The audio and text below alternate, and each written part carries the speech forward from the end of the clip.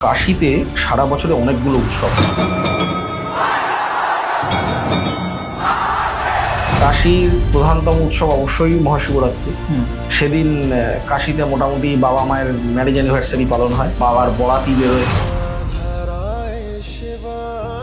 বিশ্বনাথকে সেদিন সেহেরা পরানো, ফুলের তৈরি সেহেরা, যেটা ওদিককার বরেরা যেরকম পরে না, ওরকম সেহেরা পরানো হয়।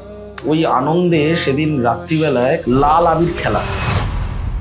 ধনতেরাস, ভূত চতুর্দশী, দীপাবলি এবং তারপরের দিন অন্নকূট, এই 3.5 দিন প্রচুর ভিড় হয়। প্রচুর, মানে সে সময় মোটামুটি বিশ্বনাথ বসে মাছি দাঁড়া প্র্যাকটিক্যালি, সেও দেখেছি। বিশ্বনাথের মধ্যে একটি জনপ্রাণী নেই, পুরো ভিড় মায়ের ওখানে। এবং ওই সময়ের সব থেকে মজার বিষয় হচ্ছে ওই সময় প্রসাদ কি দেয় যেন মন্দিরে, টাকার কয়েন আর খই। এই ভাং কি বাবা সত্যি মানে পান করেন? দেখো, বিজয়া বা ভাং একটি ঔষধি, যেরকম সর্বৌষধি মহৌষধি আমাদের দুর্গাপূজার মায়ের স্থানে লাগে, সেরকমই বিজয়া বা ভাং একটি ঔষধি।